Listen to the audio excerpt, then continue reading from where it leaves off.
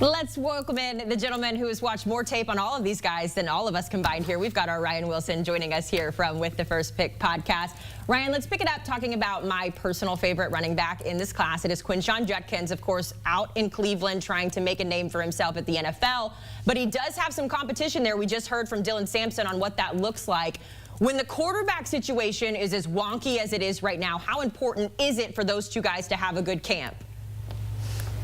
Could not be more important. I think Dylan Sampson laid it out perfectly, Haley, in that you can never have too much of a running back by committee, whether your quarterback is a veteran headed for the Hall of Fame or a rookie who's potentially battling another rookie for that starting job. And you talk about Quinshon Judkins, your guy from back in the day. You knew him in high school. He is quite familiar with what it means to be a running back by committee approach to having that running back room, because he went to Ohio State after transferring from Ole Miss, and he and Trey Henderson, all they did was win a national title.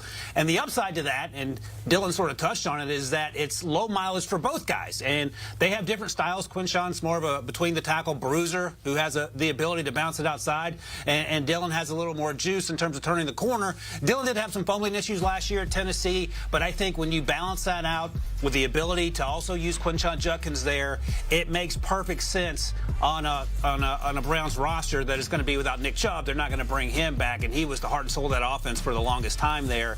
So this is a turning to the page. The quarterback situation is in flux. We'll figure that out together, but I think there's nothing better for a quarterback than a strong running back room, and I give the Browns credit. We can talk about what they did at quarterback, but I give them credit for going out and bolstering that running back room with those two draft picks. Yeah, Quinshon did tell us, he came on HQ before the draft, and he said that playing with TreVeyon Henderson was actually a benefit to him because he got that two-back feel, and he could show his versatility there. We'll talk about another running back, though, in Omarion Hampton. He made a name for himself out at UNC. He mentioned on the Jim Rome show, actually, here that he was excited to get to learn from Najee Harris. He called them a dominant duo in the backfield already, and he thinks they're building something special. I know Jim Harbaugh has also been impressed with him. I know it's very early, Ryan, but what do you see out of his usage out in L.A.? Another fantastic fit. It's interesting because when you talk about these two running back situations, usually you have a big bruiser and something of a quicker back. And Najee Harris and Omarion Hampton, you have two bruisers. Now, Omarion Hampton has track speed, and we saw clips all throughout the pre-draft process of him running away from people. So he can run between the tackles, but he can also bounce it. He's a great blocker, and he's a really good receiver. So they're going to find ways to use him. But it is interesting, Haley, because Jim Harbaugh, when we knew what he's going to do when he arrived from Michigan, and that was going to try to run the ball and help out Justin Herbert, and they're continuing down that path. And I'm laughing because they also signed Mekhi Becton, the guard who won a Super Bowl with the Eagles, so they're bolstering the offensive line. And you can see here what Omarion Hampton does, and he did a lot of the same things that Najee did at Alabama, but we tended to forget about those things when he went to Pittsburgh and played behind a not-so-great at times offensive line. I think Najee's going to have a resurgence on that one-year deal, but again, you're going to be able to split the reps because of Omarion Hampton being there as that first-round pick, and then Najee taking some reps as well. And the big winner here, of course, is Justin Herbert, who should have an opportunity behind a better offensive line and a strong run game to push the ball down the field more often and more consistently than we've seen in recent years. Who's got it better than the Chargers? Right now, Jim Harbaugh feels nobody. All right, let's talk about the Jags, adding a couple of pieces to their mix. Obviously, Travis Hunter took the spotlight, but Bashal Tutin, another guy who could be an impact player in that wide receiver room, or excuse me, the running back room. I actually learned about him, Ryan, because my husband played the NCAA game, and he was the coach of Virginia Tech, and so I got to know Bashal Tutin very well, virtually anyways. But what can Jacksonville fans expect out of him in real life as he gets ready for rookie minicamp? I'm sure Marcel appreciates the air quotes around the word coach there, but he is absolutely juiced up. And this is great news for Jacqueline. Finally gets a break. The Jacksonville Jaguars appear to be turning the corner. He ran 4.3, and he ran it most of the season in that knee brace there. He is electric, and I know why we're talking about him, in part because Jacqueline, and in part because producer Jack drafted Bashal Tutin in his fantasy league, so he's excited about that.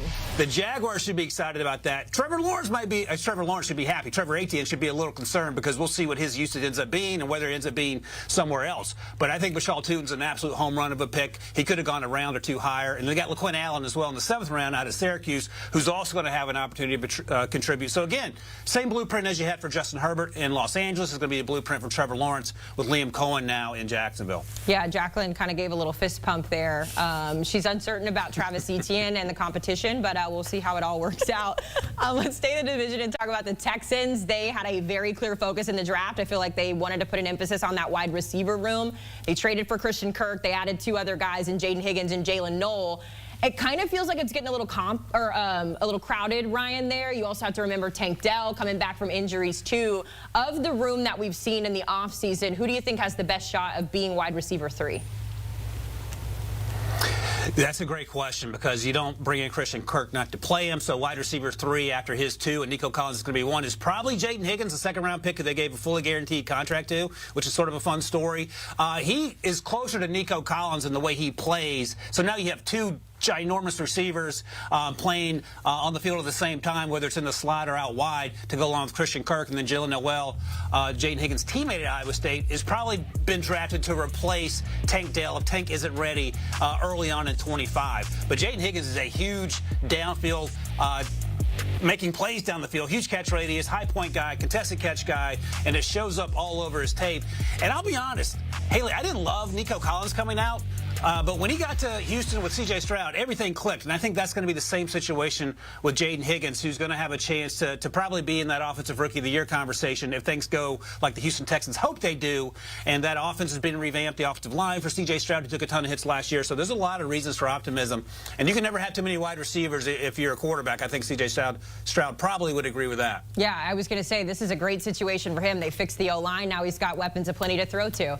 Ryan Wilson joining us here on CBS Sports HQ, giving us a look at those rookies as they try to make the roster in 2025. You can get more of Ryan Wilson's incredible analysis over on With the First Pick podcast. Even though the draft is over, the work never ends for Ryan. You can scan that QR code on your screen or listen wherever you get your podcasts.